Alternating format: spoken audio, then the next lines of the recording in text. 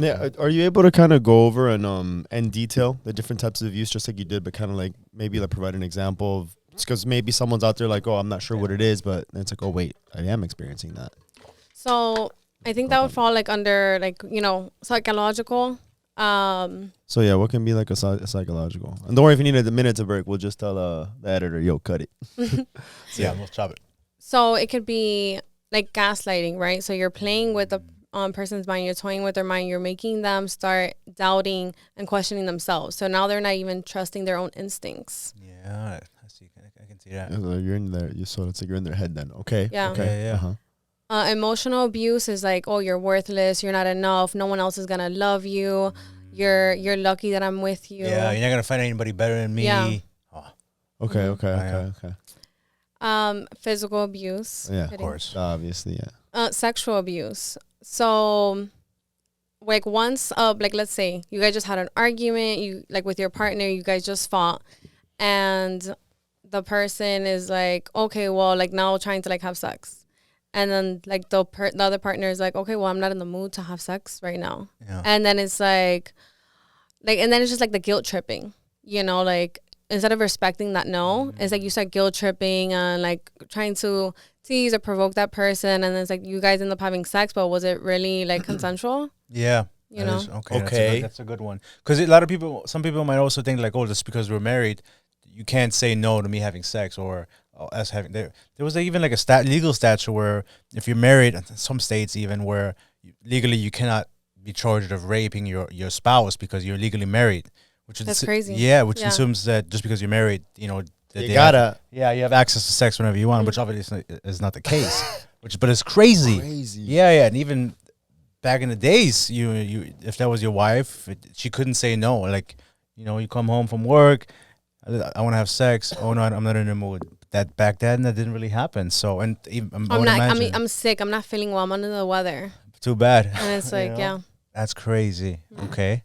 Damn. Okay, so that was sexual. It was financial one too. Financial abuse. That might be a big one. So I would say like if one's more of the money maker, it's are restricting like what they're spending on. Like so instead of let me just make sure that. Yeah. Because I'm thinking for financial, it's probably like you're kind of just relying on that person for survival at this point, because like maybe they pay for your things or they put a roof over your head or like they're in control of the money. So they have to make the choices. They have to make the decision. Yeah. It can also be that they restrict if like let's say they're both breadwinners, they both have their own money, and then once that person is like let's say buying something just for self-care, clothing or anything, like questioning their finances, their expenses, making them feel bad, like, oh, you don't know what you're buying, like you're not, that's useless. Why are you buying that? That's a dumb purchase. Yeah. Mm-hmm.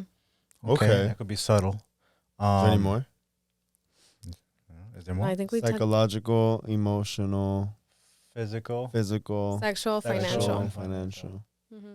Okay. Oh man, yeah, like it just kind of highlights how abuse comes in all shapes and forms, and maybe a lot of people don't even realize, hey, like, oh, this has happened to me, or they underplay it. Like you said it earlier, other people have it worse.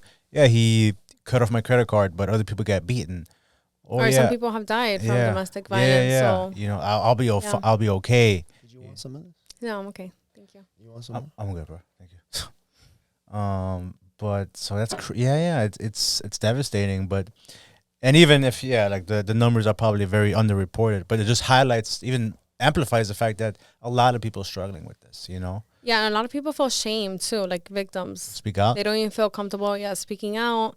And then usually, right, majority of the cases, like the aggressor is usually a very charming, charismatic person. So then like the world views this person as like such a great person. Like they're not capable of doing that. Very manipulative, right? Mm-hmm. But you have no idea what happens behind closed doors, So, for instance... Sorry, I'm like having a blank. No, it's okay. Yeah, we have an editor for that. It's just kind of highlight, and a lot of times those people are like very, you were saying charming, even narcissistic. That's what I was thinking. Yeah. And they in the public opinion of their friends and family, well, that's the best guy ever. But then behind closed doors, they start being abusive. One of my friends Vice actually, versa. this was I think over a year ago. She was telling me how she was dating this guy, and that's exactly how she felt. Like she felt like this man made her feel like the biggest piece of shit. Like you can't do anything, you don't do anything. He would spend all of his money on like showing off to his friends and his luxuries and all these things, but then for her wouldn't do anything, made her pay for everything. She was spotting him for everything, paying for his gas, taking him everywhere. And they ended up breaking up, and I don't know their situation right now, but she would tell me how then she would hang out with his friends or like in just a social setting.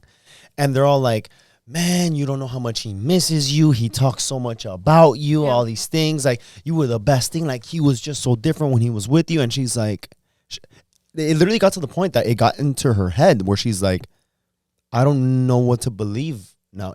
Am I? Yeah, like you start questioning yourself. That's where I really got worried. Yeah. And that's when I really started paying attention to that. Because at first I'm like, I don't really know. But I didn't really feel like narcissistic. Well, this guy's just an asshole. But it really got me understanding of to what level someone can go to make someone feel that way, to the point that you've created this facade. Like, it's like a whole act to everyone around you, all to like bully this person, because no matter where where she would go, she always felt like, wait, I don't understand. Like, I feel like shit when I'm with him. He makes me feel like shit.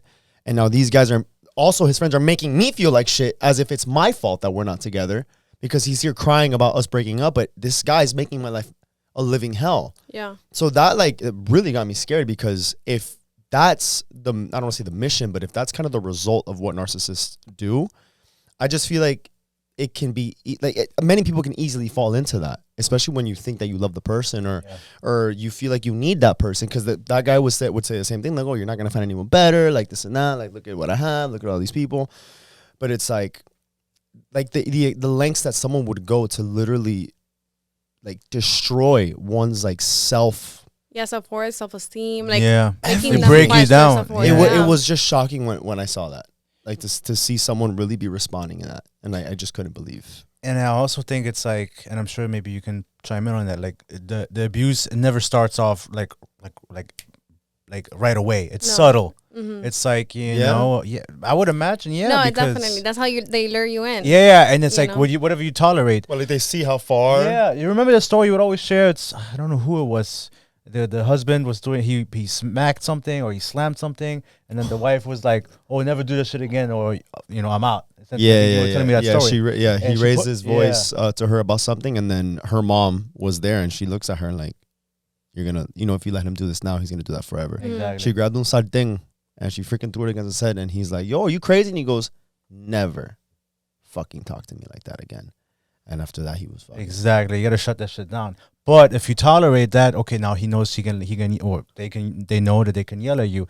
Next time they slam a door. The next time they they'll hide the car keys, or they it'll get progressively worse. Yeah, it gets worse. But next thing you know, it's like, how did I get here? Mm-hmm. You know. So yeah, I think it's like not even like they're intentionally like tolerating it. It's just that it's like happening. Because they don't expect. Yeah, because it's usually like super charming, right? Super charming, super loving. They usually put you on a pedestal, so then you feel like, wow, this person really cares for me. I've never been loved like this, and then I keep them. Yeah, I'll do anything to make sure I keep them.